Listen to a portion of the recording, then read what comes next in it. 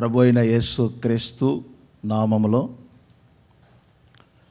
మీ అందరికీ నిండు మనసుతో ప్రేమపూర్వకమైన వందనాలండి. అందరికీ వందనాలు. యోబు గ్రంథం 11వ అధ్యాయం 13 నుండి 17వ వచనం వరకు ఒక భాగం. 5 వచనాలలో ఇది ఒక ప్యాకేజీ. మూలవాక్యాన్ని నేను చదువుతాను, చూడండి. నీవు నీ మనస్సును తిన్నగా నిలిపిన ఎడల. 4 సార్లు అక్కడ ఉంటుంది. ఎడల ఎడల ఎడల. భౌతికమైన ఆశీర్వాదాలు, ఆత్మీయ ఆశీర్వాదాలు కూడా క్రింద 4 వాక్యాల్లో వ్రాయబడినాయి. అవి నేను వివరించట్లేదు, కానీ అయినా చెప్తున్నాను. నిశ్చయముగా నీవు నిర్దోషివై సంతోషించెదవు. నిర్దోషములో ఒక సంతోషం, నిర్దోషత్వములో ఉన్న సంతోషం. 2, నీవు స్థిరపడెదవు. 3, నీ దుర్దశను మర్చిపోతావు. 4, మధ్యాహ్నకాల తేజస్సు కంటే అధికముగా మీరు ప్రకాశిస్తారు. సంతోషం అందరికి కావాలి, స్థిరపడే అనుభవం కావాలి, దుర్దశలన్నీ పోగొట్టుకొని మహర్దశలోనికి వచ్చే అనుభవం కావాలి. 4వది ప్రకాశించే, తేజరిల్లే అనుభవం కూడా కావాలి. ఈ 4 వచనాలు మీరు తర్వాత చదువుకోనండి. ఈ భౌతికమైన ఆశీర్వాదాలు, ఆత్మీయమైన ఆశీర్వాదాలు. ఇక్కడ వ్రాయబడిన మాట 13లో, మీ మనస్సును తిన్నగా నిలిపిన ఎడల. మనస్సు నిలుపుకొనుము, ఇది మెసేజ్ టైటిల్. ఒకసారి చెప్పండి ప్రక్కన వారికి, నేను చెప్పిన మాట. మనస్సును నిలుపుకొనుము అని చెప్పండి. కొంచెం గట్టిగా చెప్పండి, తప్పేముంది. దీనికంటే కూడా ఇంకొక మాట బాగుంటుంది. మనస్సును నిలుపుకున్నారా అని అడగండి. ఒక 2 బకెట్లో ఒక బకెట్ నీళ్ళు తీసుకొస్తాం ఇక్కడికి. ఆ నీళ్లను నేల మీద మీరు నిలబెట్టాలి. ఏం చేస్తారు ఇప్పుడు? చాలాసార్లు ఇలాంటి సభల్లో అనేకులు కలిసి ఇదే మాట చెప్తూ ఉంటారు. నిలబడట్లేదన్నయ్యా. ఏంటమ్మా? నిలబడట్లేదన్నయ్యా. ఏంటి బ్రదరు? నిలబడట్లేదన్నయ్యా. ఏమి నిలబడట్లేదు? మనస్సు నిలబడటం లేదు అంటుంటారు. తమాషాకి నేను ఒకసారి అన్నాను, 4 రాడ్లు, అంత సిమెంటు, కంకరు, ఇసుక తీసుకొచ్చి మీ మనసుకు చుట్టూ పెట్టి కాంక్రీట్ పోయింది, కంకర పోయింది. అప్పుడు మనస్సు నిలబడుతుంది. మనస్సు నిలబడటం లేదు, మనస్సు నిలబడటం లేదు, మనస్సు నిలబడటం లేదు. ప్రసంగి గ్రంథకర్త 4 పర్యాయాలు ఇదే పదాన్ని ఉపయోగించారు.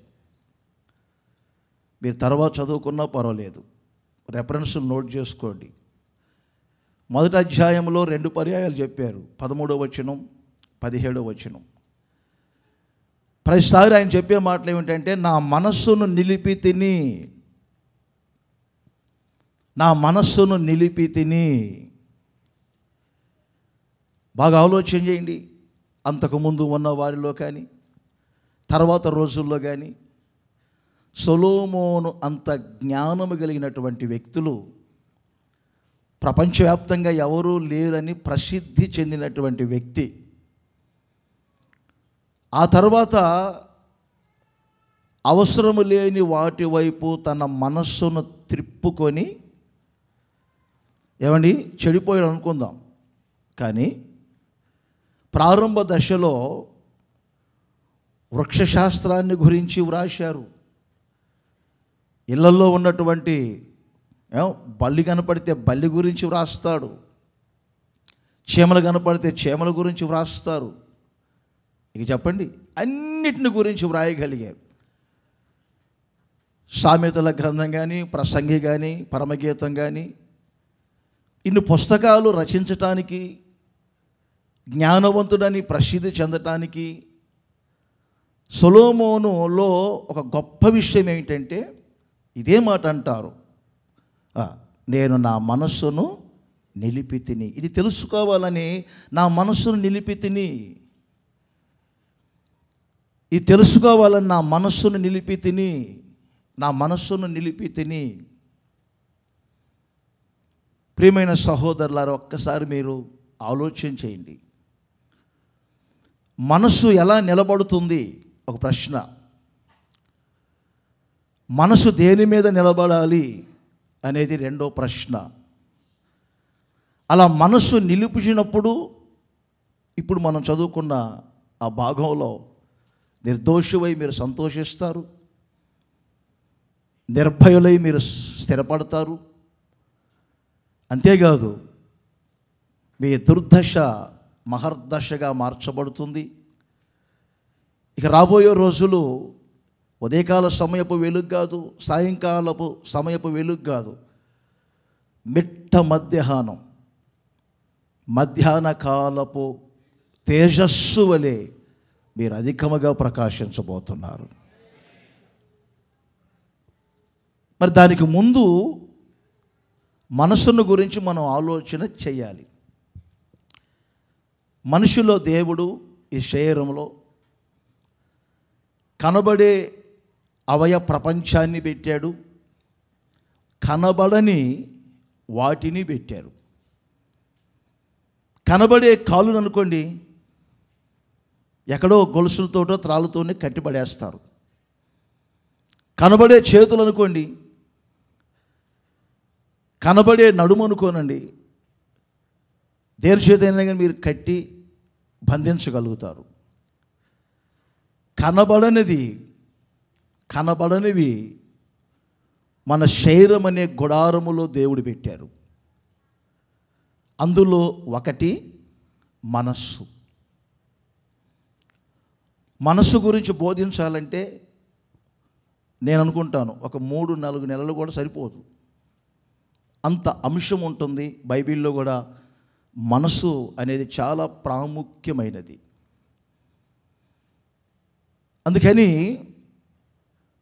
మెదడుకు మనసుకు, మెదడులో నుండి ఉత్పత్తి అవుతున్నటువంటి ఆ మనసు కనబడని ఒక పదార్థం వంటిది. నేను ఒక మాట చెప్తాను, చాలా జాగ్రత్తగా వినండి. దేశాలను పరిపాలన చేస్తున్న రాజులు గొప్పవారు కాదు.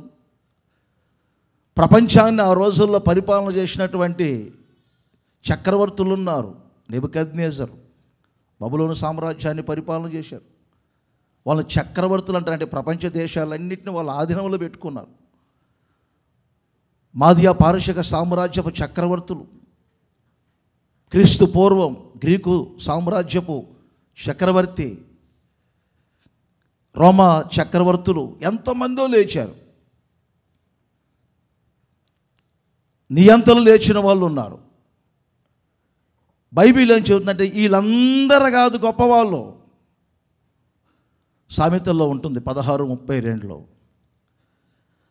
పరాక్రమశాలి కంటే కూడా ఏమండి ఒక పట్టణాన్ని నేను పట్టుకున్నాను.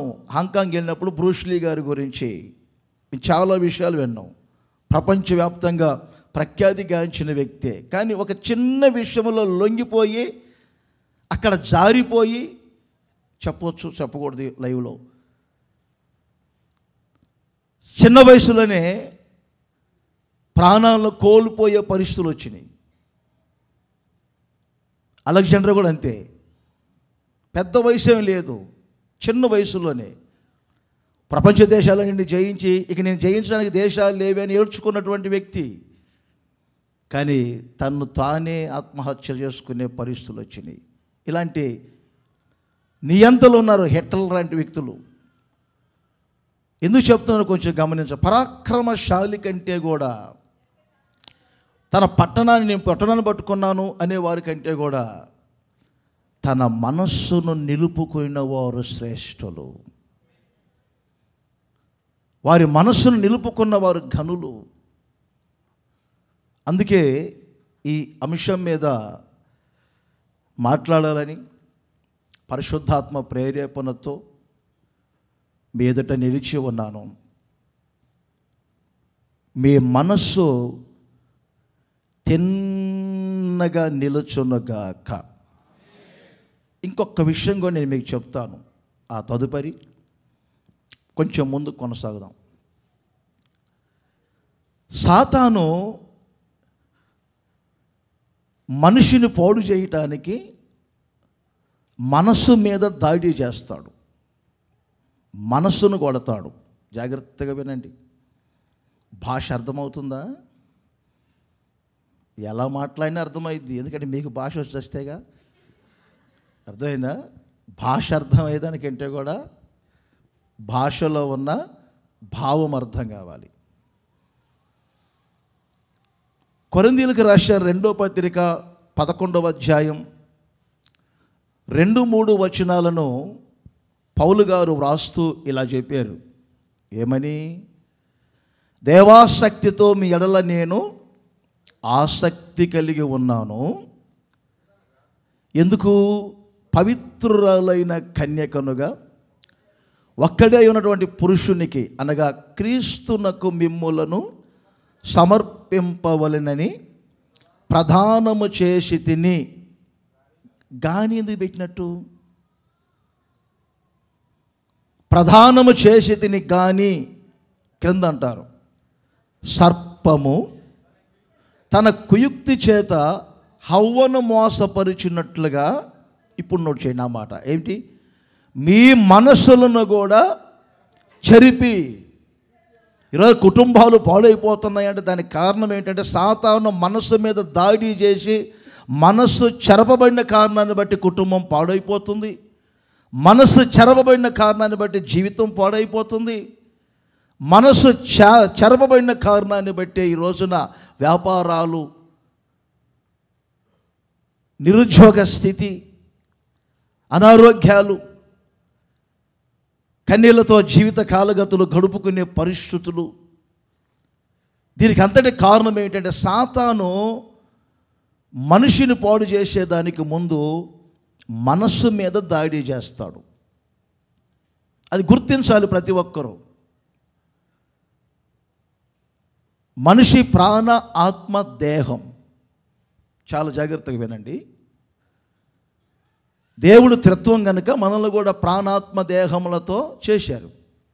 శరీరం, ప్రాణం, ఆత్మ.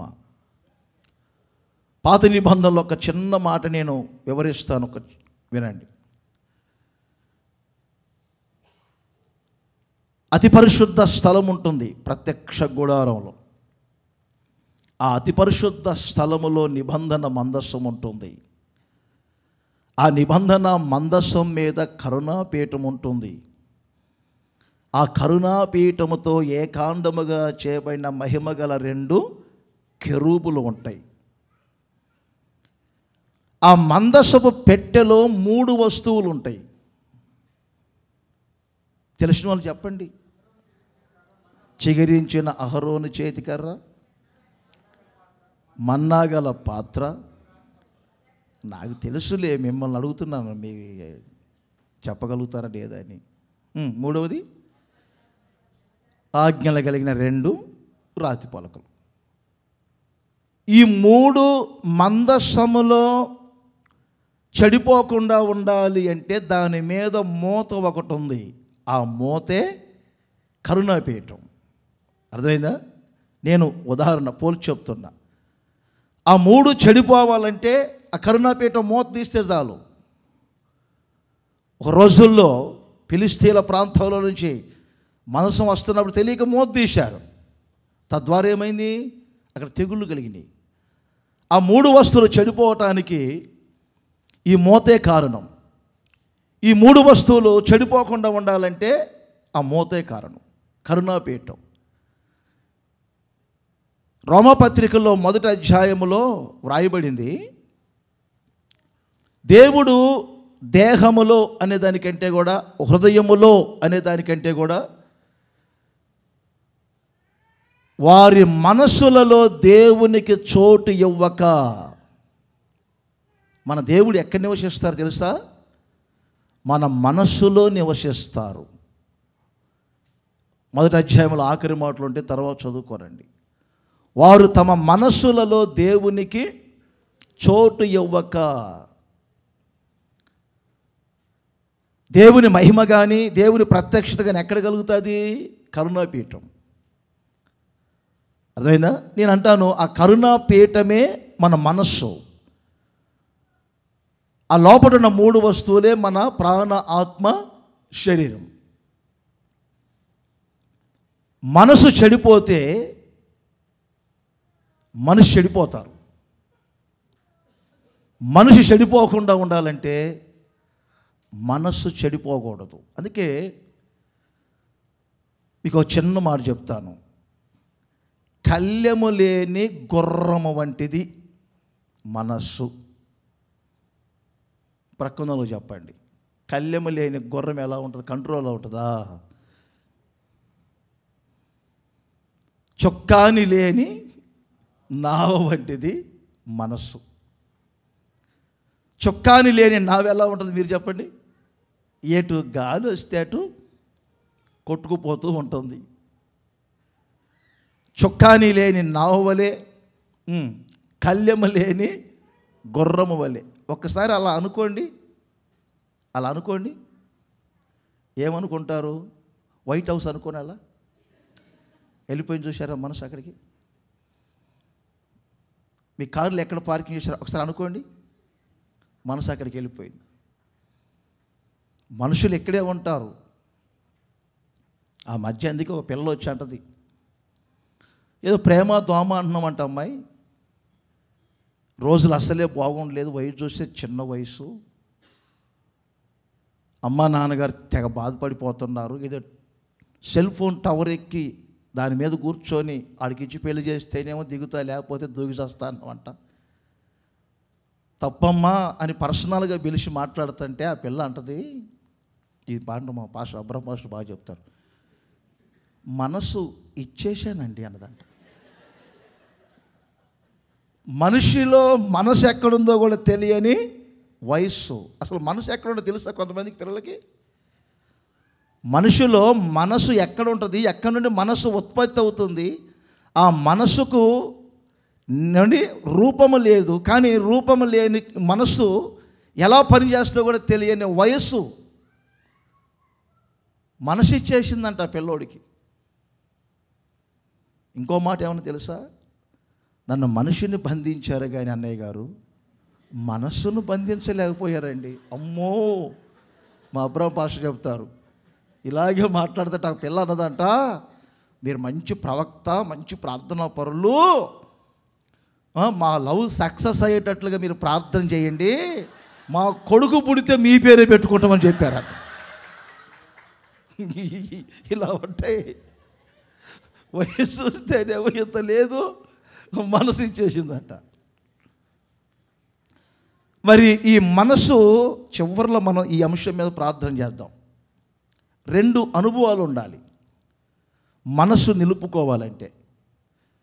ఒకటి నోట్ చేయండి, పేతురు 1వ పత్రిక 1వ అధ్యాయం 13వ వచనం. బైబిల్లో మనం ఆదికాండం నుంచి ప్రకటన గ్రంథం వరకు మనస్సు గురించి, మనసు యొక్క నిబ్బరత్వం గురించి, ఆ నిబ్బరమైనటువంటి మనసు, నిబ్బరమైనటువంటి బుద్ధి అనే పదాలు ఎక్కువగా ఉపయోగించింది ఎవరంటే మన అన్న. ఏ అన్న? దుడుకు పేతురు అన్న. అదొక టైప్ అనమాట. అన్నయ్య వినండి, అదొక టైపు. అందితేనేమో జుట్టు పట్టుకుంటాడు, అందకపోతేనేమో కాళ్ళు పట్టుకుంటాడు, పెడితేనేమో పెళ్ళి కోరతాడు, పెట్టకపోతేనేమో దినం కోరతాడు, చావు కోరతాడు. కొంచెం పొగిడితేనేమో నూనెలో వేసిన పూరిలాగా ఉబ్బుతాడు, పొగడకపోతేనేమో పీట మీద ఉన్న పిండిలాగే ఉంటాడు. ఇవన్నీ చెప్పకూడదు, నేను ఒక స్టడీలాగా చెప్పేవాడిని. తప్పట్లకు ఒక్కొక్కసారి మిమ్మల్ని కొంచెం కంట్రోల్లో పెట్టుకో. మా వెస్లీ పాస్టర్ గారు అయితేనే మిమ్మల్ని కంట్రోల్లో బాగా పెట్టుకుంటారు, వారికే సాధ్యమవుతుంది. కొంచెం మా బోధలకు కూడా అలవాటు పడండి.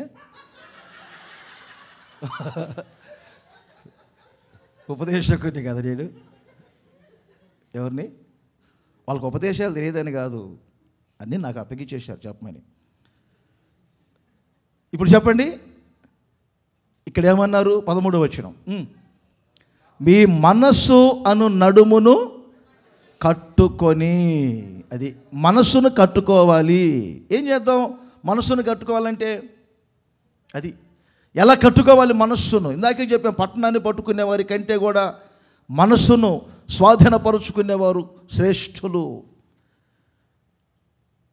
మనస్సు అనేది ఎలాంటిదో ఇంకో మాట చెప్తాను. మనస్సు ఒక కట్టబడకపోతే ఎలా ఉంటుందంటే, సామెతల గ్రంథంలో ఉంటుంది, 25:28 ఉంటుంది, ప్రాకారము లేక పాడైపోయిన పురమెంతో తన మనస్సును స్థిరపరుచుకొనని వ్యక్తి, నిలుపుకొనని వ్యక్తి కూడా అలాంటి వ్యక్తి. చుట్టూ ప్రాకారం లేని ఇల్లు ఎలా ఉంటుందో, తోట ఎలా ఉంటుందో, ఒక పురం ఎలా ఉంటుందో, మనస్సును స్థిరపరచుకునే వ్యక్తి కూడా అలాంటి వ్యక్తి అని వాక్యం చెప్తుంది. ఈ మనస్సుని ఎలా కట్టుకోవాలంటే, ఇక్కడ పౌలు గారు అంటారు, పేతురు గారు అంటారు, మీ మనస్సు అను నడుమును కట్టుకొనండి. ఎఫెసీ పత్రిక 6వ అధ్యాయం 14-15 వచనాలలో ఇక్కడ కట్టుకొనుడి అనే పదానికి అక్కడేమో ఉపయోగించారంటే, సత్యమును దట్టి చేత మీరు మీ నడుములు కట్టుకోనండి అంటే, సత్యం అనే దట్టి. ఇక్కడ మనస్సును నడుముకు పోల్చారు. బాగా వినండి, యూదుల్లో ప్రతిష్ఠితులు ఇప్పటికీ నడుముకి ఒక త్రాడు కట్టుకుంటూ ఉంటారు. వాళ్ళ సాదృశ్యం ఏంటంటే, మా మనస్సును మేము కట్టుకున్నాము, స్థిరపరుచుకున్నాము అనే దానికి సాదృశ్యం. సత్యమనే దట్టి. యోహాను సువార్త 17:17 ఉంటుంది. యేసయ్య అంటారు, సత్యమందు వారిని ప్రతిష్ఠ చేయుము, నీ వాక్యమే సత్యము. మీ మనస్సు నిలుపుకునే ఒక అనుభవం ఏమిటంటే, దేవుని వాక్యమే మీ మనస్సును కట్టి స్థిరపరుస్తుంది. ఆమేన్ చెప్పండి అందరు గట్టిగా. ఈ 4 రోజుల గుడారాల పండుగలో నేను విశ్వసిస్తున్నాను, అనేకుల మనసు దేవుని వాక్యము చేత కట్టబడింది, అనేకుల మనసు వాక్యము చేత స్థిరపరచబడింది, అనేకుల మనసు ఏమండి అంచెలంచెలుగా మారి సాతాను మనసు మీద దాడి చేస్తుంటారు. యేసు ప్రభు కూడా ఈ లోకానికి సశ్చరుడిగా వచ్చి ప్రథమగా మనస్సు గురించే మాట్లాడారు. అదే మారు మనస్సు. క్రైస్తవ యువలో మొదటి మెట్టు ఏమిటంటే మారు మనస్సు. ఆ మారు మనసు కాస్త రోజు రోజుకి ఎంత వైభవంలోనికి రావాలంటే, పౌలు గారు అంటారు, మీ మనస్సు మారి రూపాంతరం చెందాలి, రూపాంతరపు అనుభవంలోనికి రావాలి మీ మనసు. సాతాను ప్రక్కన మనసు మీద దాడి చేస్తుంటారు. యేసయ్య కూడా అదే సమయంలో మనసుని ఆకర్షిస్తుంటారు. కళ్ళెము లేని గుర్రమలాగా, చుక్కాని లేని నావలాగా పౌలు గారు చెప్తారు పత్రికల్లో, ఒకప్పుడు మీరు శరీరము యొక్కయు మనసు యొక్కయు కోరికలను ఆశలను నెరవేర్చారు మునుపటి ప్రవర్తన విషయములో. ఇప్పుడు దేవుని వాక్యమే మీ మనస్సును నిలిపేటట్లుగా చేస్తుంది. దేవునికి మహిమ కలుగునగాక. దేవుని వాక్యానికి అంత ప్రాధాన్యత ఉంది. మరోసారి చెప్తున్నా, అందుకే పేతురు పలు పర్యాయాలు మనసును స్థిరపరుచుకోలేకపోయారు. ఏ వాక్యం? సత్యవాక్యం. కల్పనా కథల వైపు మనుషులు త్రిప్పే వాక్యం కాదు, స్వప్రయోజనము కొరకు బోధించే వాక్యం కాదు. అక్కడక్కడ సత్యవాక్యం అని వ్రాయబడింది. సత్యవాక్యము చేత ఆయన మిమ్మల్ని కనెను అని అంటారు. మన ఊరుల్లో పల్లెల్లో పశువుల్ని వేసవి రోజుల్లో పొలాల్లోకి వదులుతారు. ఏ పొలంలో కంటే ఆ పొలంలో తిరుగుతాయి విచ్చలవిడిగా. కానీ ఇంటికి వచ్చిన తర్వాత ఇంటి ముందు ఒక కొయ్య బాదుతారు భూమిలో. ఆ కొయ్యకు దాని మెడకు ఒక త్రాడు వేసి కడతారు, గొలుసేసి. ఇంతకు ముందులాగా ఆ పొలంలో తిరిగినప్పుడు ఏ పొలంలో ఏ గడ్డి తినది. ఇలా అంటున్నారని మీరు ఏమనుకోద్దు, పశువుల గురించి, మన గురించి కాదు. ఏ గడ్డి తిన్నది. ఇప్పుడు కొయ్యక కట్టి వేసిన తర్వాత ఏం చేయాలి? వేసిన గడ్డి తినాలి. ఇది మనస్సును కట్టుకోవటం. దేవుని వాక్యం ఈ 4 రోజులు వాక్య ప్రక్షాళన జరుగుతుంది. ఎందుకో తెలుసా? గంటల తరబడి వాక్యాన్ని మేము బోధించి ఎందుకో తెలుసా? కొన్నిసార్లు ఒక పాస్టర్ గారు, విమర్శ కాదులే ఈ పాస్టర్లు ఏమనుకోబాకండి, ఒక పాస్టర్ గారు లేచారంట, 91వ కీర్తన చదవండి అన్నారంట, చదువుకోదారంట, అందరూ మరలా కూర్చున్నారంట, ఆమె అన్నారంట. ఆ చర్చికి వెళ్ళి ఒక టీచర్ గారు వచ్చి అంటారు నాతో, లేపారు, 91వ కీర్తన చదవమన్నారు, కూర్చోమన్నారు, కూర్చున్నాం. ఎందుకు లేపారు, ఎందుకు చదివారు, ఎందుకు కూర్చోమన్నారు? అదేదో నేను ఇంట్లో చదువుకున్నా, మరి ఏం కావాలమ్మా వివరణేది అంటుంది ఆమె. ఆ మాట నన్ను ఎందుకు అడగాలి? ఆయన అడగవచ్చుకమ్మా. విమర్శ కాదు, సత్యవాక్యము చేత మీ మనస్సు కట్టబడునుగాక. రెండో అనుభవం చెప్పనా? మనస్సు నిలుపుకునే రెండో అనుభవం, పరిశుద్ధాత్ముడు మీ మనస్సును కడతాడు. ఈ 2 అంశాల మీదనే చివరిలో మనం ప్రార్థన చేయబోతున్నాం. యోహాను సువార్త 21వ అధ్యాయం 15వ వచనాన్ని ఒక్కసారి గమనించండి. ఇదే పేతురుతో యేసుప్రభు స్వయంగా చెప్పారు. నేను అనొచ్చో లేదో కానీ పెద్దవాడు పేతురు చంచల మనస్కుడు అనండి ఒకసారి. ఏ మనస్కుడు? చంచల మనస్కుడు. ఇంకా చెప్పనా, ద్విమనస్కులు. కీర్తనకారుడు అంటాడు, ద్విమనస్కులను నేను ద్వేషిస్తున్నాను అంటాడు. 2 విధములైన మనస్సులు, 2 విధములైన నాలుకలు. చంచల మనస్కుడు. రూబేను కూడా అదే, నీళ్ల వలె చంచలుడు. ఎటు పళ్ళం ఉంటే అటు వెళ్ళిపోతూ ఉంటాయి నీళ్లు. పేతురు అలాంటి వాడు. అందుకే యేసయ్య ఆజ్ఞపూర్వకమైనటువంటి ఒక పరిచర్య అప్పగించేటప్పుడు ఆయన చేతుల్లో బలపరిచి అభిషేకించి భూలోకమనే తల్ల క్రిందులు చేసేటటువంటి వ్యక్తిగా తనను మార్చాలనుకున్నప్పుడు ఒక్క ప్రసంగం ద్వారా 3000 మంది మార్చబడాలనే దేవుని ఉద్దేశం. అతడు విద్య లేని పామరుడే, చదువు సంధ్య లేనివాడు. ఆ వ్యక్తిని ఆయన వాడుకోవాలనుకున్నప్పుడు ఇదే మాట చెప్పారు, పేతురు నీవు యవనస్తుడు అయినప్పుడు నీ అంతటా నీవే నడుము కట్టుకున్నావు, నీకు ఇష్టమైన చోట్లకి అంతా వెళ్ళావు, నువ్వు ముసలివాడు అవుతావు. అంటే వయసులో ముసలితనం కాదు, రోజు రోజుకి ఆత్మీయతలో ఎదిగే ఒక అనుభవం వస్తుంది. వయసు వచ్చిన అనుభవం. ఆ స్థితికి వచ్చినప్పుడు నాదంటూ ఏమీ లేదని చేతులు చాచుతావు, సరెండర్ అయిపోతావు. అప్పుడు ఏం జరుగుతుంది? వేరొకరు వస్తారు. ఆ వేరొకరు ఎవరో కాదు, పరిశుద్ధాత్ముడు వచ్చి నీ నడుము కట్టి, ఇంతకుముందు మీకు ఇష్టమైన చోట్లకి వెళ్ళారు, ఇప్పుడు మీకు ఇష్టము కాని చోట్లకు, ఇష్టము కాని అనుభవాల్లోనికి పరిశుద్ధాత్ముడు మీ మనసును కట్టి మోసుకొని తీసుకొని వెళ్ళబోతూ ఉన్నారు. అందరు సంతోషంగా చప్పట్ల కొట్టండి ఒకసారి, గట్టిగా కట్టండి, గట్టిగా ఇంకోసారి ఆమేన్. గట్టిగా కొట్టలేకపోతున్నారు. 3 రోజుల నుంచి పాప కొట్టి ఉన్నారా? ఏది సరిగ్గా కొట్ట, గట్టి ఉన్న బలమంతో ముందే కొట్టవచ్చుగా. ఇప్పుడు 2 సార్లు ఎందుకు ఇబ్బంది? ఆగండి. మొదట మేము హల్లెలూయా చెప్పమంటాం. చెప్పండి ఒకసారి గట్టిగా. ఇలా చెప్తారా? ఇంకొక పాయింట్ అంటారు చూడండి. పెంచి చెప్పండి గట్టిగా. ఇది ముందే ఉండొచ్చు కదా, అనవసరంగా ఎనర్జీ పాడు చేసుకోవటం. సరే, ఇప్పుడు సమాజ మందిరంలో ఒక ఆమె ఉంది కదా, ఏ రోగం ఆమెకి? 1 రోజా 2 రోజుల? 18 ఏండ్లు. వందనాలమ్మా అంటే వందనాలయ్యా, వందనాలమ్మా వందనాలయ్యా. తల పైకి ఎత్తుకోలేరు, చక్కగా నిలబడలేరు. ఆ బలహీనత ఏంటి ఇప్పుడు? నడుము బలహీనత.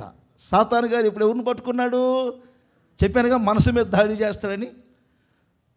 చివరికి ఏమైంది? ఎన్నో సంవత్సరాల నుంచి మందిరానికి వెళ్తున్నారు, ఎన్నో వాక్యాలు వింటున్నారు, ఎంతోమంది సేవకులు ప్రార్థనలు చేయించుకుంటున్నారు. మరి మీ మనసు అనే నడుము కట్టబడుతుందా, నిలబడుతుందా? ఇంకెంతకాలం కళ్ళెము లేని గుర్రాల వలె, చుక్కాని లేని నావల వలె పయనిస్తారు?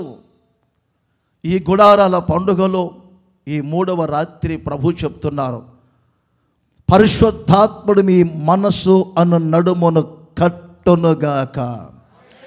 ఇక మీదట మీరు అదే తిన్నగా నిలిపిన ఎడల, తిన్నగా అంటే చక్కగా నిలిపిన ఎడల, ఒక క్రమముగా నిలిపిన ఎడల. ఈమె కూడా ఇప్పుడు చూడండి, ఆమె చక్కగా నిలవబడి అనేకుల మధ్యలో ఆమె గంతులు వేస్తూ పరవశం చెందుతూ దేవుణ్ణి మహిమపరుస్తూ తిరిగి తన ఇంటికి వెళ్ళినట్లుగా మీరున్న ప్రతి చోట మీ మనస్సు అనే నడుము కట్టబడునుగాక. ఒక ప్రక్కన దేవుని వాక్యం, మరొక ప్రక్కన పరిశుద్ధాత్మ కొమ్మరింపు, వాక్య ప్రక్షాళన, పరిశుద్ధాత్మ, వాక్యము, పరిశుద్ధాత్మ, ఈ 2 అనుభవాలు మీ మనస్సును నిలుపునట్లు చేయునుగాక. 2 చేతుల పైకెత్తి దేవుని నామానికి మహిమ కలుగునట్లుగా అలా చేతులు ఊపుతూ చెప్దాం, స్తోత్రం చెప్దాం. అందరం గట్టిగా చెప్దాం, అందరం. ఇంకోసారి చెప్పండి గట్టిగా, హల్లెలూయా, హల్లెలూయా. కొన్ని విషయాలు మీకు జనరల్గానే చెప్తాను. మనసు నిలపాలని చెప్పాను, మనసు మీద సాతాను దాడి చేస్తానని చెప్పాను, మనసు ఎలా కట్టబడుతుందో, మనసుని ఎలా నిలపగలుగుతారో కూడా చెప్పాను. ఇప్పుడు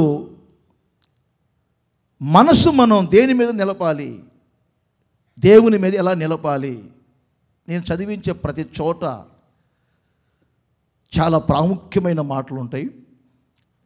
అవి కొంచెం నేను ఈరోజు మీకు వివరిస్తాను. ఒక్కొక్క విషయాన్ని మనం ఒక 4 విషయాలు అనుకుంటున్నాను, క్లుప్తంగానే చెప్తాను. నోట్ చేయండి. దినవృత్తాంతముల 2వ గ్రంథం 11వ అధ్యాయం 16వ వచనం, 12వ అధ్యాయం 14వ వచనం. ఈ 2 వచనాలు నోట్ చేసుకోండి. నేను చెప్పిన మాట ఉంటుంది, మీరు నోట్ చేయండి. యెహోవాను వెదకుటకు వారు మనస్సు నిలుపుకొనిరి. అది నోట్ చేయండి. మనసు ఇప్పుడు ఎందుకు నిలుపుకోవాలి అంటే, దేవునిని మనము వెదకుటకు మనస్సు నిలుపుకోవాలి. ఇక్కడ రెహబాము, యెరోబాము వీళ్ళ సందర్భాలలో వ్రాయబడిన మాటలు ఇవన్నీ ఇజ్రాయేళ్ల గురించి. 12:14లోనేమో మనస్సు నిలుపుకోలేకపోయారు దేవుణ్ణి వెదకుటకు అని రాయబడింది. 12:14లోనేమో మనస్సు నిలుపుకోలేకపోయారు దేవుణ్ణి వెదకుటకు. 11:16లోనేమో యెహోవాను వెదకుటకు వారు మనస్సును నిలుపుకొనిరి. ఏమి వెతుకుతున్నారు ఇప్పుడు? ఒకసారి ఆలోచన చేయండి. ఈ వెతికే వారిలో 2 అనుభవాలు ఉంటాయి, జాగ్రత్తగా వినండి. దేవుణ్ణి వెతికే వారిలో, ఇప్పుడు దేవుణ్ణి వెతికే వాళ్ళందరూ అల్లేలి అని చెప్పమని అనుకోండి, చెప్తారు మీరంతా. దేవుణ్ణి వెతుకుతూ అని చెప్పుకునే వారిలో 2 అనుభవాలు ఉంటాయి. ఆ 2 అనుభవాలలో మీరు ఏ అనుభవంలో ఉన్నారో కొంచెం గుర్తించాలి. ఒకటి యోహాను సువార్త 6వ అధ్యాయం 26వ వచనం చూడండి. యేసు ప్రభు సస్సేడిగా సంచరిస్తున్న రోజుల్లో ఎక్కడికి వెళ్ళినా అద్భుతాలు, మహత్కార్యాలు, సూచక్రియలు, శక్తిగల కార్యములు చేస్తూ ఉన్నారు.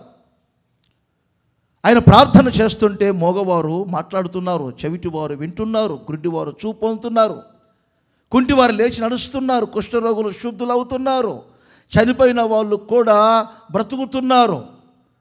పాపాన్ని గురించి ఒక ఒప్పుకోలు కలుగుతుంది. అనేకులు విడుదల పొందుతున్నారు. యేసును గురించిన ప్రచారం ఆ ప్రాంతంలో బాగా వ్యాపిస్తూ ఉంది. అంతేకాదు అద్భుతాలు చేస్తూ ఉన్నారు యేసయ్య. అలా 5 రొట్టెలు తీసుకో, 2 చేపలను తీసుకుంటే 5,000 మంది పంచుతున్నారు, 4,000 మంది పంచుతున్నారు, 7,000 మందికి పంచుతున్నారు. యేసును గురించి ఆయన కీర్తిని నలుదిశలో వ్యాపిస్తున్నటువంటి రోజుల్లో యేసు ప్రభువుని అనేకులు వెతుకుతా వస్తున్నారు. మీకు అర్థమైందా?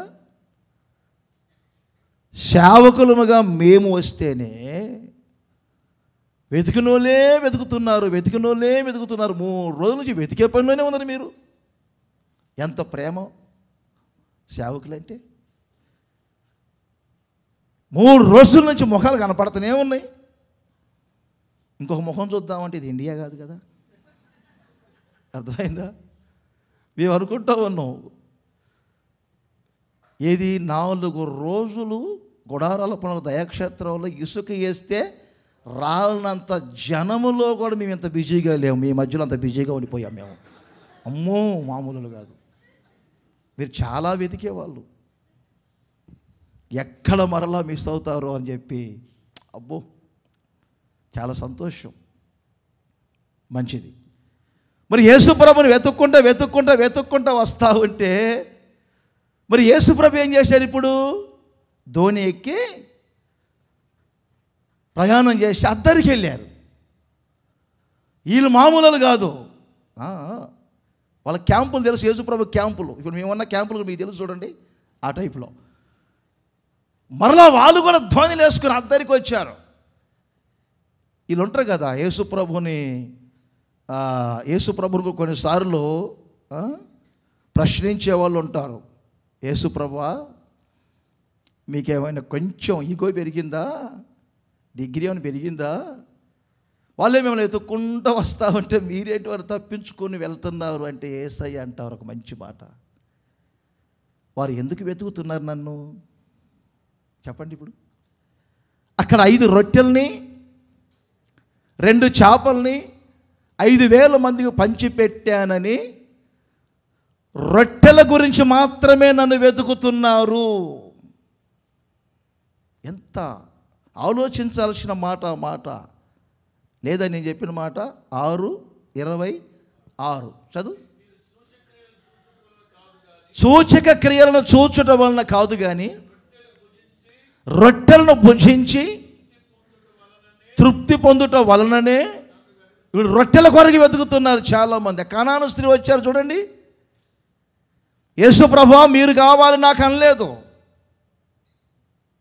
రొట్టె కూడా కావాలనలేదు. విరిచినప్పుడు ఆ రొట్టె ముక్కలు కింద పడతాయే, ఆ రొట్టె ముక్కలు నాకు చాలు. కుక్కలు తినే రొట్టె ముక్కలు అవి ఎందుకు నీకు అంటే కుక్కనే అనుకోయ్యా, కానీ ఆ రొట్టె ముక్కలు కావాలి. ఈరోజు చాలామంది వెతుకుతున్నారు. ఎందుకు? మోయబడిన గర్భాలు తెరవబడాలను వెతుకుతున్నారు. ఎందుకు? స్వస్థత పొందాలని, ప్లాట్ కొనాలని, ఇల్లు కట్టాలని, జాబు రావాలని. వీటి కొరకేనా మనం ప్రభువుని వెతికేది? లేక మన ప్రభు అయిన యేసుక్రీస్తు మనకు కావాలని వెతుకుతున్నామా?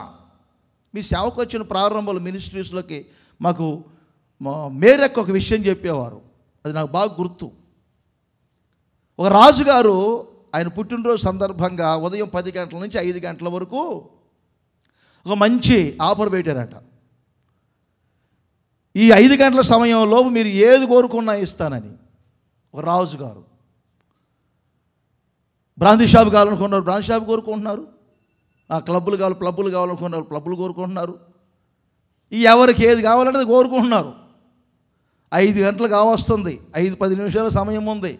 ఆ ఊరిలో ఒక మెంటల పిల్ల, పిచ్చి పిల్లలాగా తిరుగుతుందట, తెంగరది. ఆ తెంగర పిల్ల వచ్చి ఎదురు నిలబడిందంట. ఇక 5 నిమిషాల సమయం ఉంది.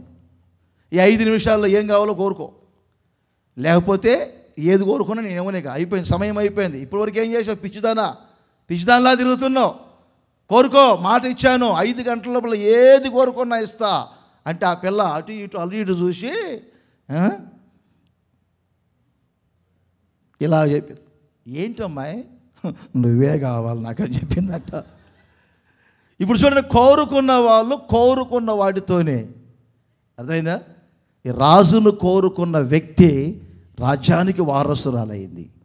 ఇందులో ఎంతో గ్రహించే వాళ్ళం మేము. గెరాసేనుల ప్రాంతానికి వెళ్ళినప్పుడు యేసు ప్రభు ఏమండి చాలా దయ్యాల చేత ప్రేమించబడుతున్న వ్యక్తిని బాగు చేశారు కదా. బాగు చేసిన తర్వాత, బాబు నువ్వు బాగుపడ్డావు, వస్త్రం ధరించావు, స్వస్థితుడు అయ్యావు, స్థిరపడ్డావు, ఇంటికి వెళ్ళు, నువ్వు సాక్షిగా ఉండంటే అతడు అంటాడు, వెళ్ళటానికి ఒప్పుకోవట్లేదు. తనతో తన్ను ఉండనిమ్మని బ్రతిమిలాడెను. యేసయ్యా నువ్వు కావాలి, నాకు నీ ప్రేమ కావాలి, నీవు కావాలి నాకు. వెతికే వారిలో 2 గుంపుల వారు ఉన్నారు. కేవలం అద్భుతాలు మాత్రమే కావాలి మాకు అనేవాళ్ళు. ఇలాంటి వాళ్ళ గురించే వాక్యం చెబుతుంది. ఆ దినమున 7 స్త్రీలు ఒక పురుషుణ్ణి పట్టుకొని ఏమంటారు? మా అన్నం మేమే తింటాం, మా వస్త్రాలు మేమే ధరించుకుంటాం, పేరు మాత్రం నీదుంటే చాలు, పేరుంటే చాలు, మేము ఏ పనులైనా చేసుకుంటాం. క్రైస్తవ్యం ఈ రోజున ఏ దిశగా వెళ్తుందంటే యేసు చేసే అద్భుతాల దిశగా వెళ్తుంది తప్ప యేసును కోరుకునే వాళ్ళు ఎవరు, యేసును వెతికే వాళ్ళు ఎవరు? కీర్తనాకారుడు ఎన్నో సంవత్సరాల క్రితమే చెప్పారు, వివేకము కలిగి దేవుణ్ణి వెతుకువారు కలరేమోనని దేవుడు ఆకాశము నుండి తొంగి చూస్తూ ఉన్నారు. ఈ గుడారాల పండుగలో యేసును మీరు వెదకుటకు, యేసును మీరు పట్టుకొనుటకు, యేసును కలిగి మీరు జీవించుటకు మనస్సు నిలుపుకొందురుగాక. అందరి చేతులు ఊపుతూ చెప్పాలి గట్టిగా, హల్లెలూయా. ఈ అద్భుతాలు, మహత్కార్యాల, సూచక్రియల గురించి పెద్దగా మేము ఆలోచించాం. ఎందుకంటే యేసన్న గారు మాకు ఒక మాట చెప్పేవారు. ఏంటంటే, మరి ఇక్కడ ఉందో లేదో ఆ జీవో, మనం ఇండియాలో హోటల్కి వెళ్ళి ఒక 2 ఇడ్లీ ఏమన్నాం అనుకోండి, ఇడ్లీతో పాటు ఏమొస్తుంది? చట్నీ వస్తుంది, ఇంకా సాంబార్ వస్తుంది, ఇంకా అల్లం పచ్చడి వస్తుంది, కారపొడి కూడా వస్తుంది. 2 ఇడ్లీ ఇవ్వండి. ఒకడు తెంగరోడు హోటల్కి వెళ్ళి అడిగాడంట, ఇడ్లీ ఎంత 2 అని. వాళ్ళు చెప్పారంట 20 రూపాయలని. చట్నీ ఎంత అని అడిగాట. అది ఫ్రీ అండి అని చెప్పారంట. 2 ప్లేట్లు చట్నీ తీసుకురా అని చెప్పాడంట. ఇలా ఉంటుంది కొన్నిసార్లు. యేసయ్యను చెప్పేవారు, మనం యేసయ్యను వెతుక్కుంటూ వస్తే అద్భుతాలు మిమ్మల్ని వెతుక్కుంటూ రాబోతున్నాయి, స్వస్థత మిమ్మల్ని వెతుక్కుంటూ రాబోతుంది, జాబు మిమ్మల్ని వెతుక్కుంటూ రాబోతుంది. జాబు లేదు అని జేబుల్లో డబ్బులు లేవు, డాలర్లు లేవు అని చాలామంది ఉన్నారు కదా.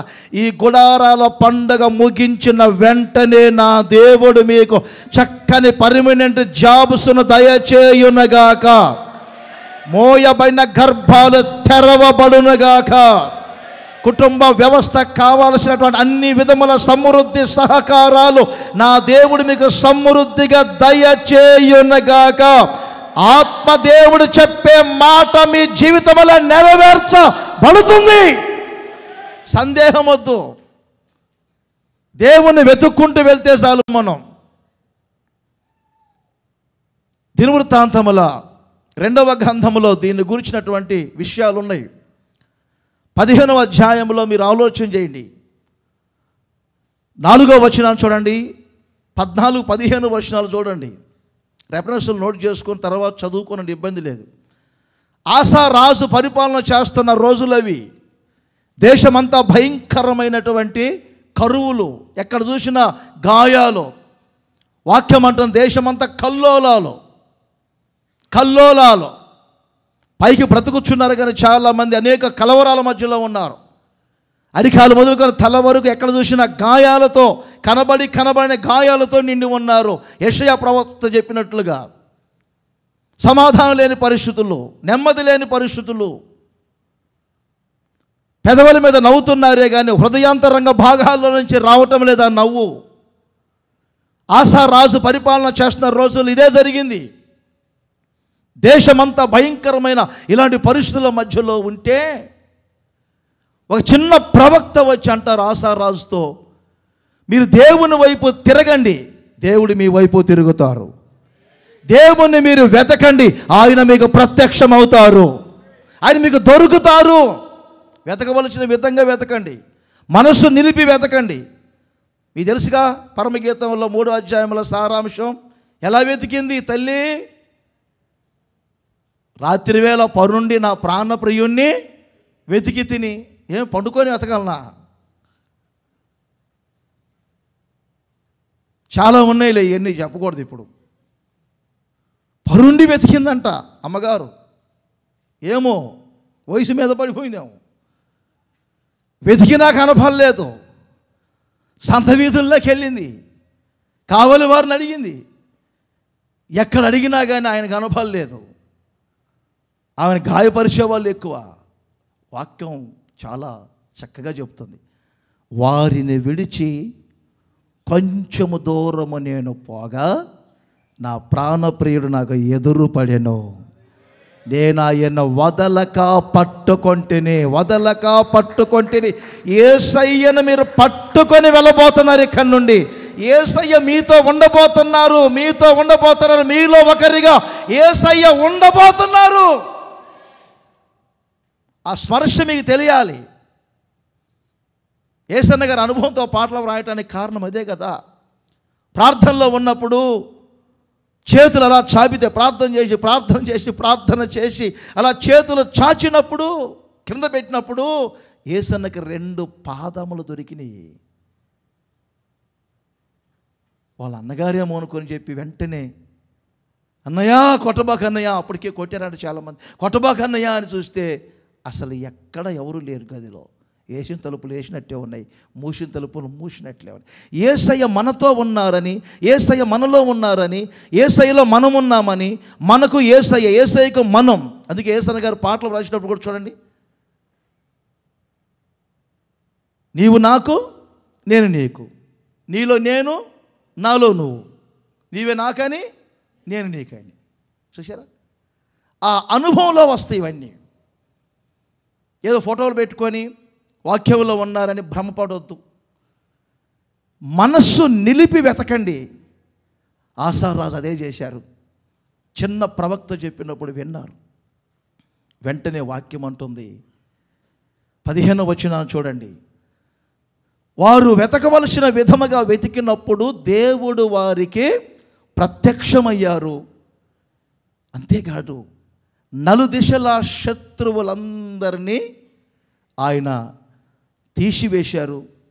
నలుదిశలా వారికి నెమ్మదిని, సమాధానాన్ని కలగజేసినట్లుగా వాక్యం చెప్తుంది. నా ప్రియమైన సహోదరులారా, మనసు ఇప్పుడు ఎందుకు నిలపాలి చెప్పండి?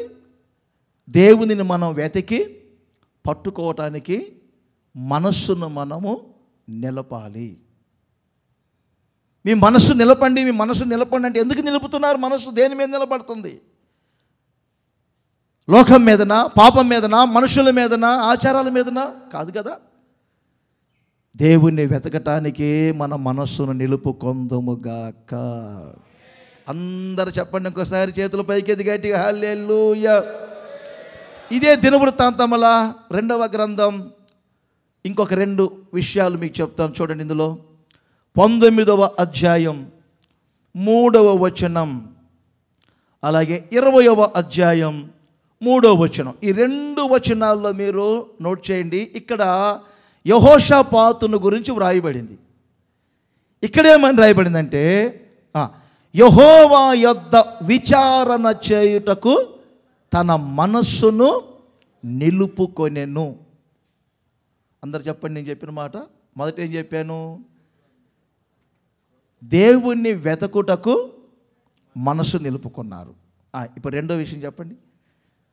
దేవుని యొద్ద విచారణ చేయుటకు మనస్సు నిలుపుకున్నారు. 19:3 కింద మాట చదవండి.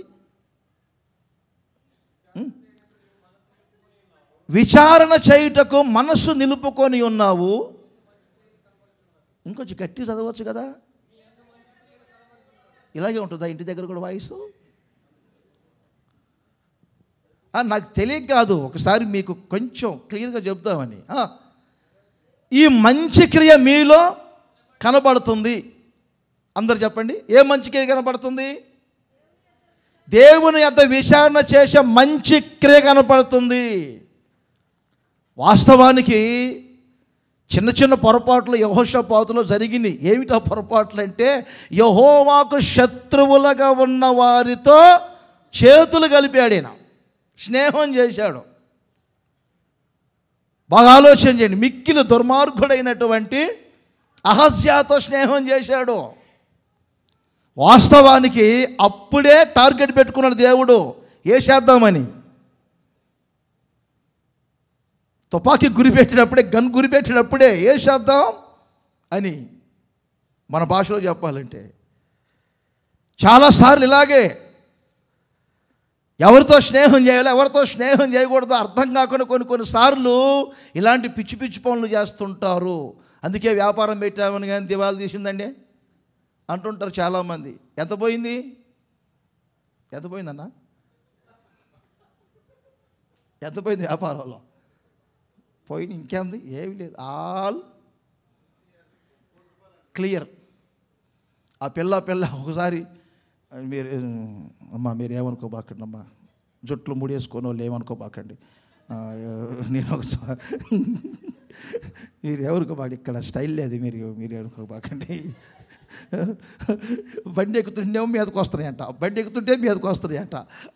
అతనేమో ఏదన్నా బండి ఎక్కినప్పుడు కొంచెం ముడేసుకో అంటే, నేను పెళ్లి కోపం నుంచి ఇలాగే ఉన్నాను, పెళ్ళిలో ఇదేమైనా అగ్రిమెంట్ ఉందా అన్నదంట. నేను చెప్పాను, అన్న రాజన్న నా భార్య కొరకు ప్రార్థన చేయన్నా, కొంచెం నువ్వన్నా చెప్పండి. నేనేం చెప్పాను? జుట్టు ముడేసుకోమని నేను చెప్పానా? తప్పు కదా? బాగుంది, గుట్టుగా బ్రతకనే మమ్మల్ని. నువ్వు చెప్పటం చేత కాక మరలా మాకు చెప్తావా? మీరు చెప్పండి అని. ఇలాంటి జోలికి మేము వెళ్ళం, బ్యాచులరు అన్నా నేను. అంటే ప్రార్థన చేయండి అన్నాడు. ప్రార్థన చేస్తే ఒక 6 నెలల తర్వాత, మీరేమనుకోవద్దమ్మా తల్లి, బిడ్డలు మీరు పెద్దవాడిని వయసులో, బిడ్డలో మీరేమనుకోవాకండి.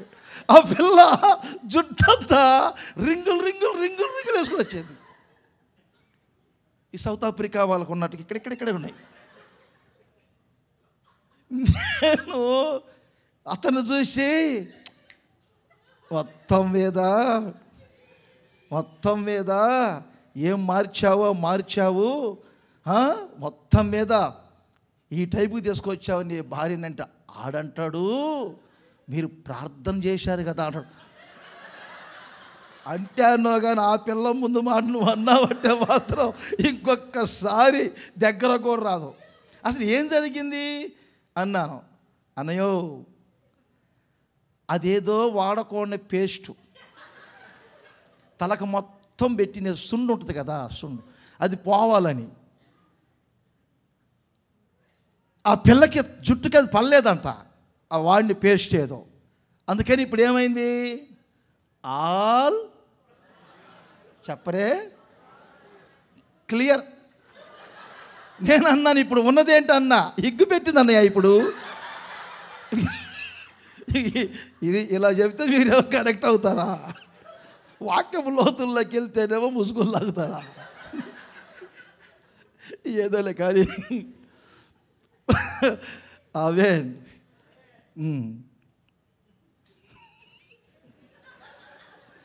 జీవితంలో నన్ను నవ్వించాలంటే అంటే మీరే అనుకుంటాను. రాసన్నట్టు నేను సీరియస్ అంటారు.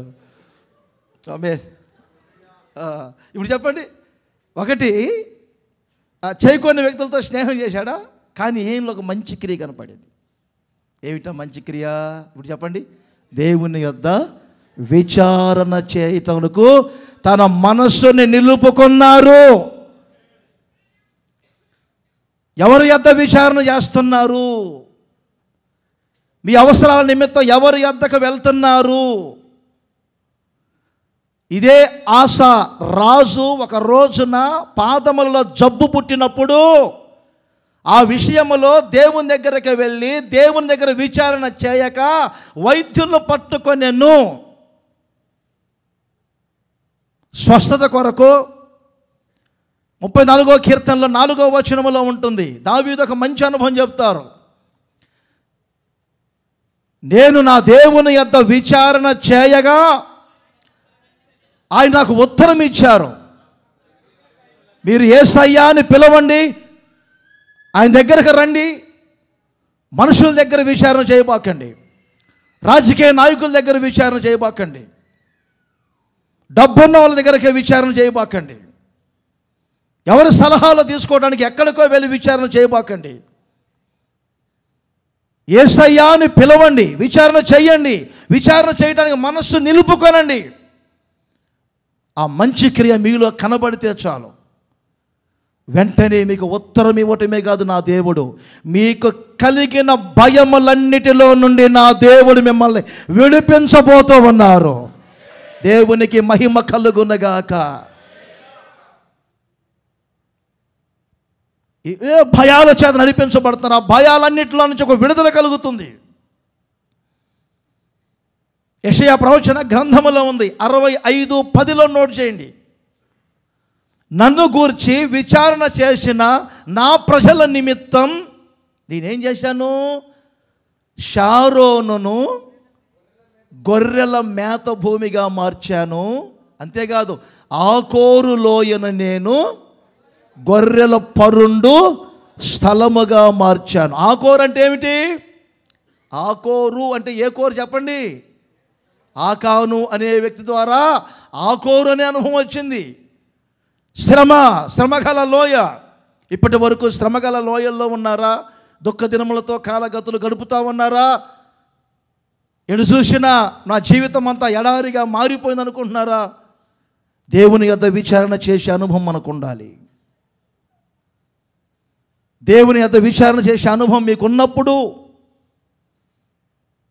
ఆ ఆకోరు అనే శ్రమ కలిగిన దుఃఖము కలిగినటువంటి అనుభవాలన్నింటినీ నా దేవుడు ఒక విశ్రమ స్థలముగా మార్చబోతున్నాడు. నిరీక్షణ ద్వారముగా ఉండబోతున్నారు మీరు. ఆకోరు గురించి 2 అనుభవాలు ఉన్నాయి. విశ్రమ స్థలముగా చేస్తానన్నారు, రెండవది నిరీక్షణ ద్వారముగా మారుస్తానన్నారు. ఈ అమెరికా దేశములో మీరు విశ్రమ స్థలముగా మార్చబడాలి రాబోయే రోజులు. అంతేకాదు, నిరీక్షణ ద్వారముగా మార్చబడాలి. మిమ్మల్ని బట్టి మీరున్న రాష్ట్రాలన్నీ కదిలించబడాలి. దేవునికి మహిమ కలుగునగాక. మీకు ఉండవలసిన అనుభవం ఏంటి? దేవుని యొద్ద విచారణ చేయుటకు మనస్సును నిలుపుకోవాలి. దేవుని వెతికి పట్టుకోవటానికి మనసు నిలుపుకోవటం ఒక అనుభవం అయితే, దేవుని యొద్ద విచారణ చేయటం, ఆ మనస్సు నిలుపుకోవటం మరొక అనుభవం. ఎహెజ్కేలులో ఒక మంచి మాట ఉంటుంది, 36-37లో. మీరు తర్వాత యూట్యూబ్లో ఉంటాయి కదా మన సందేశాలు అన్నీ వినండి. ఇవి లైవ్ అంతా వింటున్నారు కదా, రాసుకోకపోతే. అక్కడేమంటారు తెలుసా?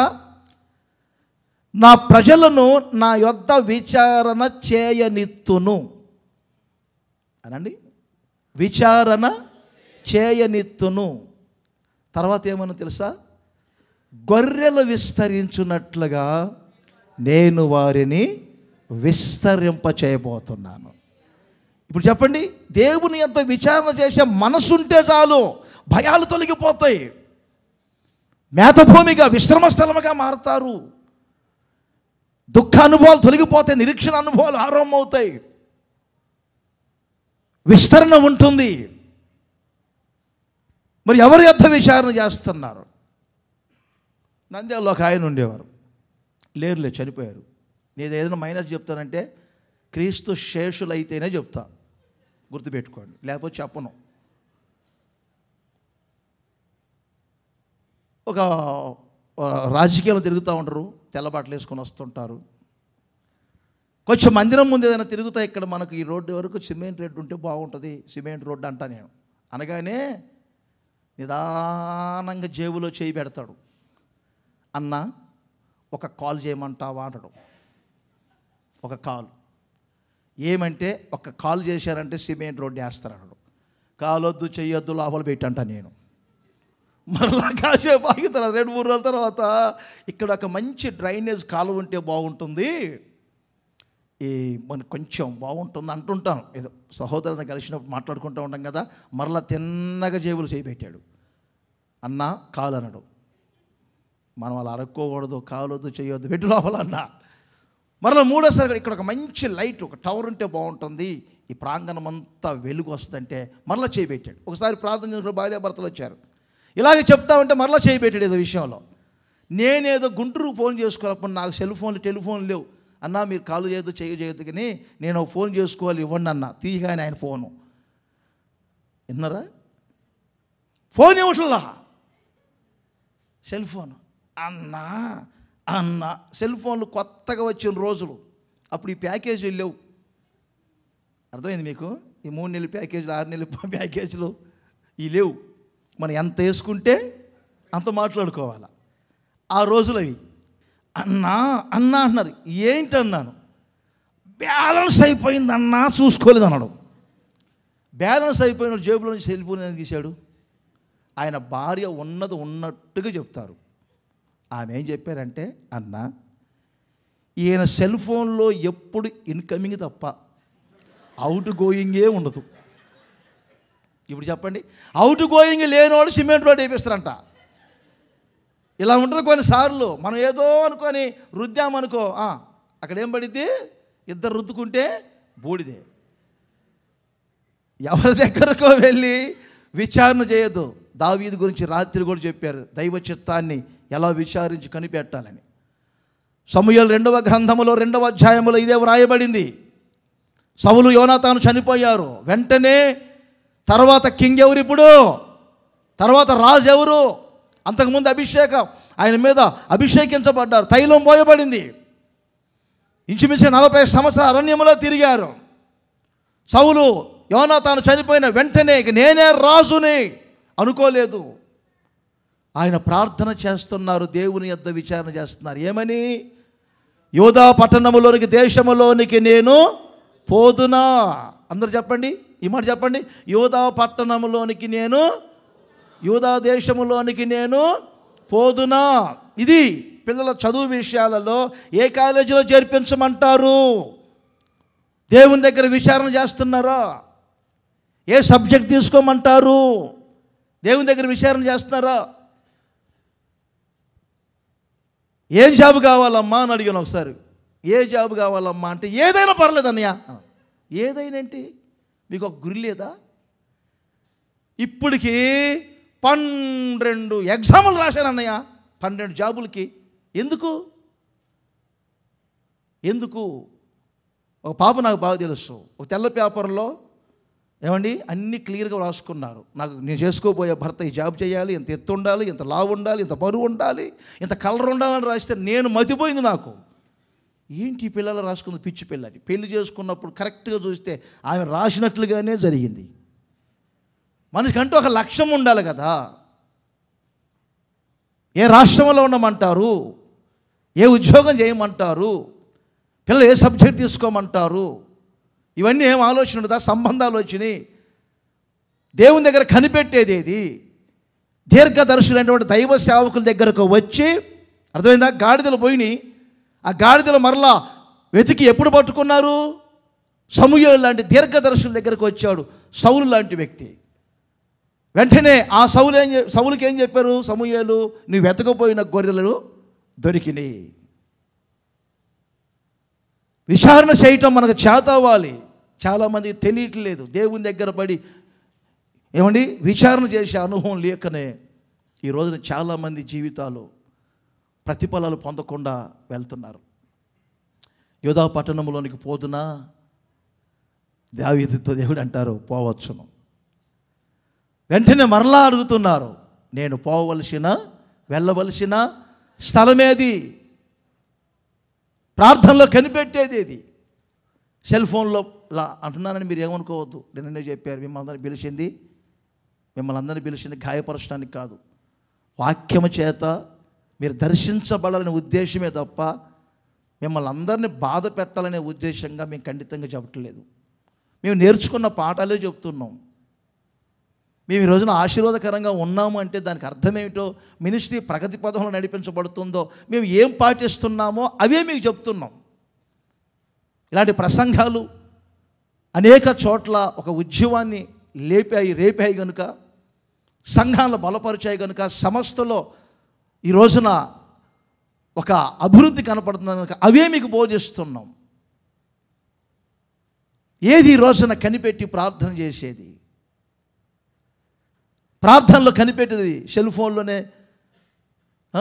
జీవితం అంతా వ్యర్థమైనటువంటి వాటి వైపు వెళ్ళటం. దేవుని దగ్గర కనిపెట్టేది ఏది? ప్రార్థనేది? విచారించేది ఏది? దైవ చిత్తాన్నో లేకపోతే మీ జీవిత నడిపింపునో మీరు ఎలా తీసుకొని వెళ్ళాలో దేవుని యొద్ద విచారణ చేస్తున్నారా?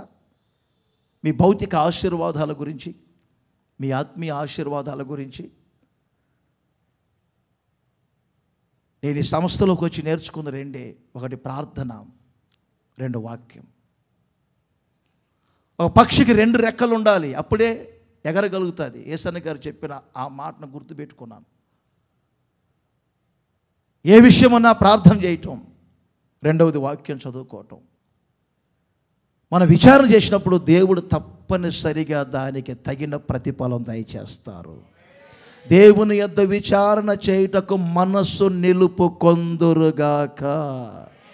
అందరి చేతులు ఊపుతూ చెప్పండి గట్టిగా, హల్లెలూయా. ఇదే దినవృత్తాంతముల 2వ గ్రంథం 30వ అధ్యాయం 19వ వచనం. ఇది కూడా మీరు జాగ్రత్తగా వినండి, చాలా బాగుంటుంది. ఇక్కడ ఏమని రాయబడింది? హిజ్కియాను గురించి రాయబడింది.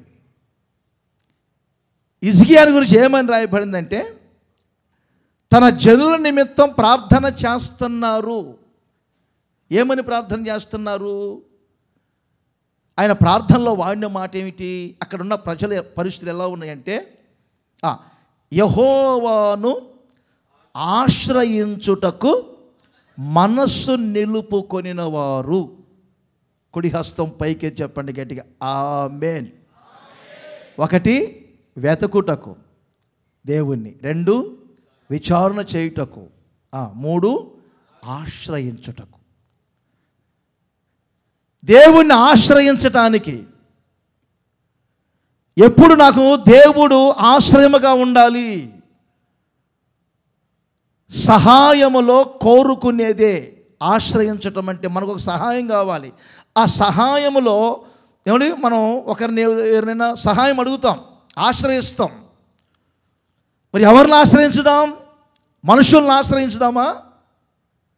కీర్తనకాలు అలా చెప్పట్లేదే, మనుషుల్ని ఆశ్రయించుట కంటే, రాజులను ఆశ్రయించుట కంటే ఎవరిని ఆశ్రయించాలి? మనం దేవుణ్ణి ఆశ్రయించాలి. కొన్నిసార్లు నన్ను ఆశ్రయించండి, నన్ను ఆశ్రయించండి, నన్ను ఆశ్రయించండి.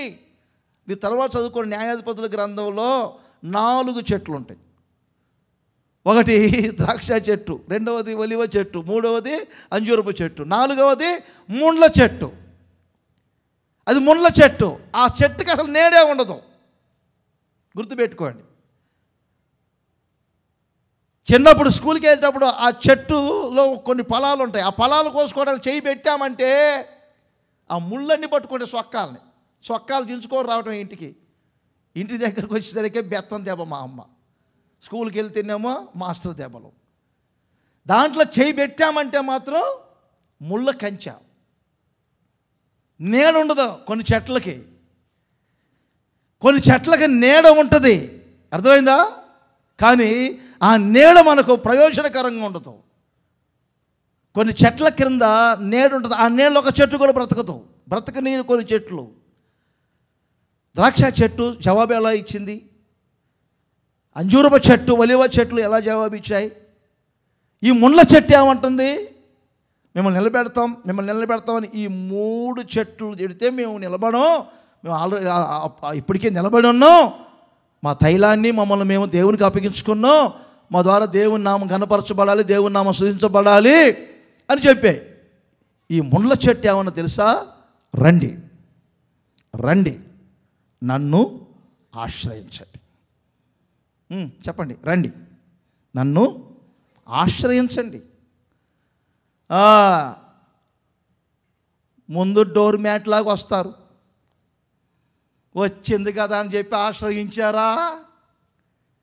యేసన్న గారు చెప్పేవారు, గాలికి మర్రెత్తనం కొట్టకపోతుంటే చెప్పొచ్చా, తాడి చెట్టు ఉందంట, తాటి బావా గాలి కొట్టకపోతున్నాను కాసేపు ఉండమంటావా అంటే, నేను బలమ కలిగిన వాడిని, పర్వాలేదు ఒకరోజు కాకపోతే 2 రోజులు ఉండు అన్నదంట. ఆ గాలికి ఆ మర్రెత్తనం తాడి చెట్టు మీద పడింది. 2 రోజులు కాదు, వారమైన బోట్ల, 10 రోజులైన బోట్ల, 4 రోజులు కాదు 10 రోజులు. ఏంటి వెళ్ళవా అంటే, వెళ్తానులే, ఇంత విత్తనాన్ని నీకు బరువు అయిపోయానా? అదే రూమ్ మ్యాట్లాగా బయలుదేరతారు ముందు. ఇలా అనకూడదు. నేను అబ్రాం చెప్పలా, అబ్రాం పాస్టర్ ఇండియాలో ఎలా ఉన్నారు, అమెరికాలో ఎలా ఉన్నారు, ఏమి క్రాపులో ఏమి గడ్డాలో నాకేం అర్థం కావట్లా. ఇప్పుడు అలా అన్నాను అనుకోండి, మీరేమంటారు? యేసన్న గారు ఏదో కురుపు లేచిందంట, గడ్డం పెంచారంట, ఒక ముసలమ్మ అన్నారంట, తీసేయ్ బాగా అన్నదంట. అప్పుడు యేసన్న అన్నారంట, నా గడ్డం నీకేమి అడ్డం? ఇప్పుడు అలాగే అంటారు మీరు కొంతమంది. ఇక మమ్మల్ని ఫోకస్ చేశారా ఏంటి? మమ్మల్ని ఎక్కడ కూడా కొంచెం స్వేచ్ఛగా ఫ్రీడంగా బ్రతకనీరా అంటారా? మీ నిండు భవిష్యత్తు బాగుండాలని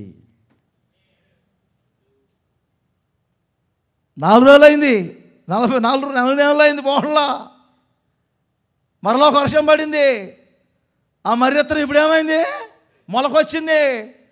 ఆ తర్వాత ఏమైంది? ఇలాగే ఒకటి అమెరికా వచ్చి ఇండియా వాళ్ళ అమ్మకి ఫోన్ చేశాడంట, అమ్మా అమ్మా అమ్మా ఏంటన్నా నీకు వచ్చేటప్పుడు గిఫ్ట్ తెస్తున్నాను అన్నంట. ఏం గిఫ్టో అని తల్లి మురిసిపోతే ఏకంగా మనవన్న గిఫ్ట్ తెచ్చాడంటాడు. తెలియని చరిత్రలు ఏం కాదు ఇవి. అర్థమైందా? ఏంట్రా మనవన్న గిఫ్ట్ తెచ్చావంటే, అంతేగా అక్కడ ఒక లైలా దొరికింది, నేను మజున్ అయిపోయాను. నీడనివ్వనే వాళ్ళు కొన్నిసార్లు నన్ను ఆశ్రయించండి అని చెప్తారు. దేవుణ్ణి ఆశ్రయించడానికి మనసు నిలుపుతున్నారా? ఒకసారి మీరు ఆలోచన చేయండి. పరిశుద్ధాత్ముడు మీకే చెప్తున్నారు ఈ మాటలు. ఎవరిని ఆశ్రయిస్తున్నారు? దేన్ని ఆశ్రయిస్తున్నారు? ఈ ఆఖరి రాత్రి ఒకటి దేవుణ్ణి వెతికి పట్టుకోవటానికి మీరు మనసు నిలిపితే, రెండవది విచారణ చేయడానికి మనసు నిలిపితే, మూడవది ఆయనను ఆశ్రయించడానికి మేము మనస్సు నిలపాలి. ఎప్పుడు మనం దేవుణ్ణి ఆశ్రయించాలి. ఆయన మీకు దుర్గముగా ఉండాలి, ఆయన మీకు దాగు చోటుగా ఉండాలి, ఆయన మీకు కేడముగా ఉండాలి, ఆయన మీకు ఆశ్రయముగా ఉండాలి. కోడి తన రెక్కల క్రింద తన పిల్లలను చేర్చుకొని సురక్షితముగా కాపాడినట్లుగా యేసయ్య రెక్కల క్రింద మీరు సురక్షితముగా మీ కుటుంబాలు కాపాడబడునుగాక. ఆయన దుర్గములో మీరు కాపాడబడుదురుగాక. వాక్యం అంటుంది, చాలామంది ధనవంతులకి వారి ఆస్తియే ఆశ్రయపురం. బాగా వినండి, వారి డబ్బు, వారి ఆస్తియే ఆశ్రయపురం. డబ్బును మనం వెతకాల్సిన అవసరం లేదు, డబ్బు మనల్ని వెతుక్కుంటూ రావాలి. కృపాక్షేమాలు దావీదుని వెతుక్కుంటూ వచ్చాయా? దావీదు కృపాక్షేమాలు వెతుక్కుంటూ వెళ్ళారా? ఆలోచన చేయండి ప్రియమైన సహోదరులారా. నా దేవుణ్ణి ఆశ్రయించుటకు మీరు మనస్సు నిలుపుకొందురుగాక. ఆయన ఆశ్రయములో మీరు నెమ్మది పొందాలి, ఆయన ఆశ్రయములో మీరు సురక్షితంగా ఉండాలి. మీకు కీర్తనకారుడు ఒక మంచి మాట చెబుతాడు, 112 7 ఒక మంచి మాట ఉంటుంది కదా, అతని హృదయము యెహోవాను ఆశ్రయించి స్థిరముగా ఉండును. ఆమేన్. 112:7. అతని హృదయము యెహోవాను ఆశ్రయించి స్థిరముగా ఉండును. మరలా ఒప్పుకోండి ఒకసారి గట్టిగా. వాని హృదయము యెహోవాను ఆశ్రయించి స్థిరముగా ఉండును. తర్వాత మాట చూడండి, వారు దుర్వార్తలకు జడియడు. ఆమేన్ చెప్పండి గట్టిగా. యెహెజ్కేల్లో ఉంటుంది, రెఫరెన్స్ నోట్ చేసుకోండి. 21:7 ఉంటుంది. 21:7. దుర్వార్త వచ్చినప్పుడు చాలామంది గుండె కొట్టుకుపోతుంది. యెహెజ్కేల్ 21:7 ఉంటుంది. దుర్వార్త వచ్చినప్పుడు అనేకుల గుండె కొట్టుకుపోతుంది. రెండవది, మోకాళ్ళంతా నీరులాగా మారిపోతాయి. ఒకసారి ఆలోచన చేయండి. ఎన్నో దుర్వార్తలు, సమాధాన వార్తలు కాదు, ఈ రోజున క్షేమకరమైన వార్తలు కాదు. ఆ దుర్వార్తలు వచ్చినప్పుడు మీ గుండె కొట్టుకుపోతుంది, మీ మోకాలు నిలబడలేకపోతూ ఉన్నాయి, ఇంకా చాలా ఉన్నాయి అక్కడ మీరు చదువుకుంటే. కానీ దేవుణ్ణి ఆశ్రయించిన వ్యక్తి ఎలా ఉంటారు? అతని హృదయము స్థిరముగా ఉంటుంది. యోబు భక్తుని చూడండి, ఒక వార్త తర్వాత ఒక వార్త, ఒక వార్త తర్వాత ఒక వార్త. మేము ప్రశాంతంగా ఉన్నాంగా మీ మధ్యలో. యేసన్న గారిని ఎవరు అడిగారంట, అన్నయ్య మీకు లక్షల మంది అన్ని విషయాలు చెప్తారు, మీరు ప్రశాంతంగా ఉంటారు, ఏమిటి తాజాగా ఉంటారు ఉదయం లేచేసరికి అంటే యేసన్న చెప్పారంట, అందరూ చెప్పిన విషయాలన్నిటిని రాత్రి నేను ప్రభు దగ్గర తీసుకెళ్ళి ప్రభు పాదాల దగ్గర పెడతాను. ఉదయం లేచేసరికి నేను నా మీద ఉన్న భారాలన్నీ ప్రభు మీద పెడతాను. ఒక పెద్ద సంస్థను నడిపించుకోవటం సామాన్యమైన విషయం కాదు. వేల సంఘాలని, వేల మంది సేవకులు నడిపించుకోవటం. యేసన్న గారి తర్వాత సంస్థ ఏమైపోయిద్దో, మినిస్ట్రీ ఏమైపోయిద్దో అని మినిస్ట్రీ నాశనాన్ని ఎదురు చూసిన వాళ్ళు కూడా లేకపోలేదు. ఈ రోజున మీ కళ్ళ ముందు మేము ఎందుకు నిబ్బరంగా ఉన్నాము, ఎందుకు స్థిరముగా ఉన్నామంటే అర్థమైందా? మా హృదయము దేవుణ్ణి ఆశ్రయించింది కనుక దుర్వార్తలు ఎన్ని వచ్చినా మేము జడియటం లేదు. దుర్వార్తలు ఎన్నో వస్తాయి. ఒక వార్త వచ్చింది, యోబు గారు ఏంటయ్యా ఇల్లు కూలిపోయింది. ఇంకొక వార్త వచ్చింది, యోబు ఏంటి పిల్లలు చనిపోయారు. ఇంకొక వార్త వచ్చింది, పొలాల్లో పంట, పని వాళ్ళు చనిపోయారు, ఆస్తులు చనిపోయినాయి, ఆస్తులు పోయినాయి, అన్నీ పోయినాయి. దుర్వార్తలకు జడియలేదు. ఆలోచన చేయండి, ఎవరు దుర్వార్తలకు జడియని వారు, భయపడిన వారంటే వాక్యం చెప్తుంది, యెహోవాను ఆశ్రయించుటకు మనస్సు నిలుపుకున్నవారు, వారు స్థిరముగా ఉంటారు, వారు దుర్వార్తలకు జడియరు. మొదటి మాట చెప్పండి, దేవుణ్ణి వేదకుటకు మనస్సు నిలుపుకోవాలి. రెండవది, ఆయన దగ్గర విచారణ చేయటానికి మనస్సు నిలుపుకోవాలి. మూడవది, ఆశ్రయించుటకు మనస్సు నిలుపుకోవాలి. ఒక్క మాట, ఇది చాలా ప్రాముఖ్యమైనది. ఇర్మియా గ్రంథం 31. వాస్తవానికి దేని మీద ఒక ప్రసంగం చేయొచ్చు, కానీ చిన్న మాట మీకు చెప్తాను, చాలా జాగ్రత్తగా వినండి ఈ మాట. 31:21 అందరు చూడండి. 21. సియోను కుమారి సరిహద్దురాలను పాతించుము, త్రోవచూపు స్తంభములను నిలవబెట్టుము, నీవు వెళ్ళిన రాజమార్గము తట్టు నీ మనస్సును నిలుపుము. అందరు ఆమేనండి గట్టిగా. చేతులు ఎత్తకపోతే మారులే కానీ ఆమేనండి ఒకసారి గట్టిగా బిగ్గరగా. ఇప్పుడు మనసు ఎవరి మీద నిలపాలి? రాజమార్గము మీద మనస్సు నిలపాలి. ఎక్కడ ఎదుగుదాం? రూట్ మ్యాప్ ఎతకండి,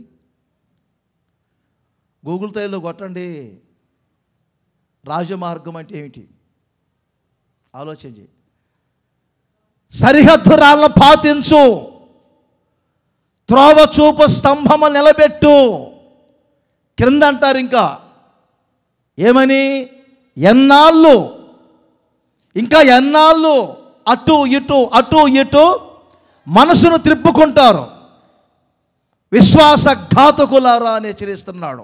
ఆ రోజున పితరుల్ని విశ్వాసఘాతకులారా అని హెచ్చరిస్తున్నాడు. చూడండి, ఇంకెంతకాలం అటు ఇటు, ఎంతకాలం అటు ఇటు, ఎన్నాళ్ళు అటు ఇటు తిరుగుతారు, ఒక దాని మీద స్థిరముగా ఉండరా అంటారు ప్రవక్త ద్వారా. పాతించు సరిహద్దురాలను, త్రోవ చూపు స్తంభము నిలబెట్టు. దేవుని వెతకటానికి మనసు నిలపాలి, విచారణ చేయడానికి మనసు నిలపాలి, అంతేకాదు ఆశ్రయించుటకు మనసు నిలపాలి. 4వది దేవుని రాజమార్గము మీద మనసు నిలపాలి. రాజమార్గం అంటే యెషయా ప్రవచన గ్రంథం 35వ అధ్యాయం 8వ వచనములో వ్రాయబడింది. 8వ వచనములో ఏమిటి? అక్కడ త్రోవగా ఒక మార్గము ఏర్పరచబడును, అది రాజమార్గం అనబడును, అది పరిశుద్ధమైన మార్గం. యెషయా 35:8. రాజమార్గం అంటే ఏమిటి ఇప్పుడు చెప్పండి? పరిశుద్ధమైన మార్గం. మన మనసు ఇప్పుడు దేని మీద నిలబడాలి? దేవుని పరిశుద్ధత మీద నిలబడాలి. మొదటి రోజు నుండి పరిశుద్ధత గురించి బోధిస్తూనే ఉన్నాం. ఏ మార్గాల్లో వెళ్తున్నారు ఈ రోజున మీరు? ఇదే ఇర్మీయా గ్రంథంలో 6:16 అంటారు. 6:16 మార్గాల్లో నిలిచి చూడండి. పురాతన మార్గములను విచారించి తెలుసుకొనండి. పురాతన మార్గములు అంటే ఏమిటి? పితరులు నడిచిన మార్గాలను చూడండి. మేలు కలిగే మార్గమేది? మీరు ప్రశాంతంగా నెమ్మదిగా ఉండే మార్గమేది? పరిశుద్ధులు వెళ్ళిన మార్గాలను ఆలోచన చేయండి. ఇంకొక రెఫరెన్స్ మీకు ఇవ్వనా? సంఖ్యాకాండం 20వ అధ్యాయం 17, 18, 19 వచనాలలో ఇజ్రాయేల్ ఐగుప్తు దేశము నుండి పాలు తేనెలు ప్రవహించే దేశానికి వెళ్ళేటప్పుడు ఇదే మాట చెప్పారు. వారికి వ్యతిరేకంగా లేచిన రాజులతో, ఎదోము రాజులతో, మోయాబు రాజులతో ఇదే చెప్పారు. ఏమని? మేము 400 సంవత్సరాలు బానిసత్వములో ఉన్నాం, మా దేవుడు మమ్మల్ని విడిపించారు, కాబట్టి ఇప్పుడు మేము ఇదిగో వెళ్తున్నాం, దేవుడు మాకు చూపించిన కానాను దేశానికి వెళ్తున్నాం. ఒక మంచి మాట ఉందండి, మీ పొలములలోనికి మేము రాము. 2, మీ ద్రాక్ష తోటల్లోనికి మేము రాము. ఏకీభవించండి, రాత్రి నుండి చెబుతున్నా మీకు, అనండి నోటితో, మీ పొలములలోనికి రాము. గట్టిగా. అమెరికాలో పొలాలు ఎక్కడ ఉన్నాయి అంటారా? విత్తనాల ఉపమానం చెప్తున్నాడు. పొలం గురించి ఏం చెప్పారు యేసు ప్రభు? పొలము అనగా లోకం. ఇప్పుడు చెప్పండి, లోకములోనికి మేము రాము. నిజమేనా? ఇంకొంచెం గట్టిగా చెప్పొచ్చుగా. తర్వాత ద్రాక్ష తోటలలోనికి మేము. ద్రాక్ష తోట అంటే ఏంటి? మత్తు. ప్రభు రాకడ సమయంలో తిండి వలనైనను ఐహిక విచారముల చేతనైనను మందముగా ఉండదు, మత్తుగా ఉండొద్దు. మత్తులైన చాలామంది వరసావాయిలు తెప్పారు, దిగంబరులు అయిపోయారు. లోతు లాంటి వ్యక్తులు వరసావాయిలు తెప్పారు, మత్తు. నోవాహు లాంటి వాళ్ళు దిగంబరులు అయిపోయారు, మత్తు. ఇక విషదపరచడానికి సమయం ఉండదు కాబట్టి ముగిస్తున్నా. ఒక్కసారి మీరు ఆలోచన చేయండి. లోకమనే పొలములోనికి వెళ్తున్నారా? పొలమనే లోకములోనికి వెళ్తున్నారా? లేకపోతే మత్తుల్లో పడిపోతున్నారా? చాలామందికి ఈ రోజున మత్తు, దేవుని సన్నిధికి వెళ్ళటానికి మందత్వం, వాక్యాన్ని చదవటానికి మందత్వం, ప్రార్థన చేయటానికి మత్తు. మత్తులారా మేలుకొనండి, మత్తులారా మేలుకొనండి. ఏ వేలు ప్రవక్త చెప్పలేదా? నానా విధములైన చీడ పురుగులు వచ్చి దేశాన్నంతా పచ్చదనాన్నంతా తినివేస్తున్నా కానీ మత్తులో నుంచి మేలుకొనరా? అందుకే వాక్యం అంటుంది, మీరు మందులు కాక, ఇంగ్లీష్ మందులు కాదు, నాడు మందులు కాదు, ఆత్మీయతలో మీరు మందులుగా ఉండబాకండి, మత్తులుగా ఉండబాకండి. ఇప్పుడు చెప్పండి, లోకంలోనికి రాము, ఏదో సండే స్కూల్ పిల్లలకు చెప్పినట్టు ఉందంటారా? మేము ద్రాక్ష తోటల్లోనికి రాము. చెప్పండి, ద్రాక్ష తోటల్లోనికి రాము. మూడో మాట అన్నారు వాళ్ళు, ఏమని? మీ బావుల నీళ్లు మేము త్రాగము. అనండి గట్టిగా. ఉన్నాయి బావులు, నామకార్థ క్రైస్తవ బావులు. ఇవి బావుల గురించి చాలా ఉన్నాయి విషయాలు. యేసుప్రభు వెళ్ళారు కదా ఆ బావి గురించి, యేసన్న గారు చెప్పాలా సమరయ స్త్రీ బావి గురించి. ఆమె అంటది, ఈ బావి చాలా లోతైనది. యేసన్న అంటారు, అందులో పడితే బయటికి రారంట. లోతైన ఉన్నాయి, పురాతన అనుభవాలు ఉన్నాయి. చేతులు ఎత్తమంటే ఎత్తరు కొంతమంది. ఒక సంఘానికి వెళ్ళి చేతులు ఎత్తండి హల్లెలూయా అంటే, హల్లెలూయా అంటే మీకు చెప్పకూడదు కానీ నవ్వుతారు, పడి నవ్వుతారు నేను చెప్తే. చెప్పమంటారా ఒక మాట? తలకాయలు గోళ్ళకి అచ్చులు పడినాయి ఒక సంఘానికి వెళ్తే. నేను కొత్త డెకరేషన్ అనుకున్నా, కాదు, ఆముదం పూసుకొని పల్లెల్లో వాళ్ళు గోళ్ళకి ఆముకుంటే అది అచ్చు పడింది. ఇంకెవరికి వాక్యం చెప్పాలి? ఆమేన్ అంటే ఒక అని లేచారు, ఏదో నిద్ర డిస్టర్బ్ చేసినట్టు. మధ్యలోనే పిల్లలు మొత్తాన్ని పడుకోబెట్టారు. ఇంకెవరికి వాక్యం చెప్పాలి? వాళ్ళల్లో ఒక ఆమె కనపడింది, ముసుగేసి ప్రార్థన చేస్తున్నారు.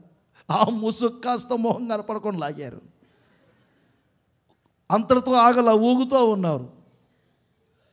నేను అనుకున్నాను, వెలగని ట్యూబ్ లైట్లు 99 ఎందుకు, వెలిగే లైట్ ఒకటి చాలని.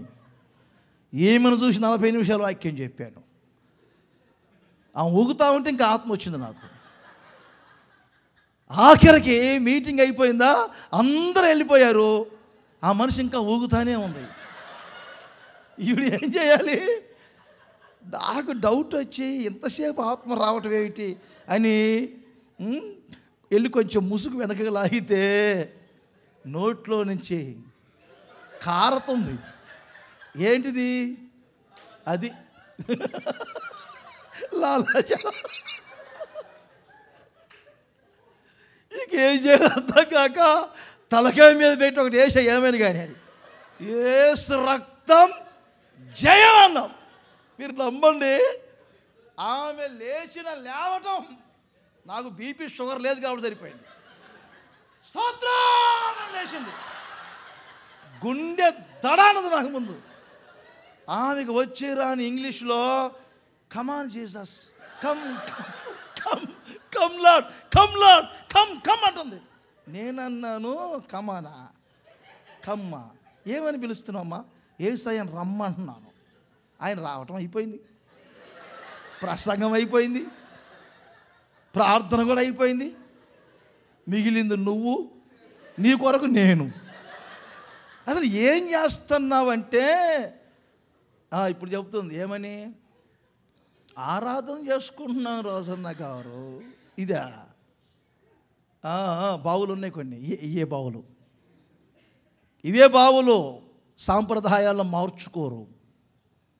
బాగా ఆలోచన చేయండి. అందుకే మీ పొలాల్లోనికి రాము, మీ ద్రాక్ష తోటల్లోనికి రాము, మీ బావుల్లోనికి. ఈ గుడార్ల పండగలో వాస్తవమేదో అవాస్తవమేదో తెలుసుకోవాలి, సత్యమేదో అసత్యమేదో తెలుసుకోవాలి, లేఖనాల ప్రకారముగా వెళ్ళే మినిస్ట్రీ ఏదో తెలుసుకోవాలి, ప్రతిష్టకైన సేవకులు ఏదో తెలుసుకోవాలి. మీరు ఎంతకాలం ఇంకా బావుల్లో ఉన్న కప్పల్లాగా ఉంటారు? సంపన్న దేశంలో ఉన్నారు మరి, కానీ వాక్యం ఏమంటుంది? జ్ఞాన విషయంలో, ఉపదేశం విషయంలో మీరు ఐశ్వర్యవంతులు కావాలి కదా. పౌలు గారు అంటారు కొరింథీ సంఘాన్ని చూసి, అందుకే లోకములోనికి వెళ్ళొద్దు, లోక మత్తుల్లోనికి వెళ్ళొద్దు, నామకార్థపు స్థితికి వెళ్ళొద్దు. వాళ్ళు సవాలుగా చెప్తున్నారు, మేము రాజమార్గములోనే వెళతాము, రాజమార్గములోనే వెళతాము. ఈ గుడారాల పండగ ద్వారా పరిశుద్ధ మార్గం మీద మీ మనస్సు నిలుచునగాక, రాజ మార్గములో వెలుదురుగాక. మనసును గురించి కొన్ని విషయాలు చెప్పాను. సాతాను మనసు మీద దాడి చేస్తానని చెప్పాను. మనసు కట్టబడాలంటే వాక్యము, పరిశుద్ధాత్ముడు అని చెప్పాను. మనసు దేని మీద నిలబడాలి అనే విషయాలు 4 చెప్పాను. మరి ఈ మాటలన్నింటినీ పరిశుద్ధాత్ముడు మన అవసరం కొరకు ఇచ్చారు కనుక ఈ మాటలన్నింటిని ఒక్కసారి మీ మనస్సులో స్థిరపరుచుకొని దేవుని వెతుకుటకును, దేవుని యొద్ద విచారణ చేయుటకును, దేవుణ్ణి ఆశ్రయించుటకును, అలాగే దేవుని పరిశుద్ధత మీద మీ మనస్సు నిలుపుకొనిన ఎడల వాక్యము చేత మీ మనస్సు కట్టబడాలి. పరిశుద్ధాత్ముడు మీ మనసుని నడుము కట్టును కట్టాలి. చివరిగా వాక్యము చేత, పరిశుద్ధాత్మ చేత మీ మనస్సును కట్టుకోవాలి, దృఢపరుచుకోవాలి. ఆ దిశగా మీరు మీ కుటుంబాలు నడిపించబడాలని ప్రేమపూర్వకంగా ఈ మాటలు చెప్పి ముగిస్తున్నాను.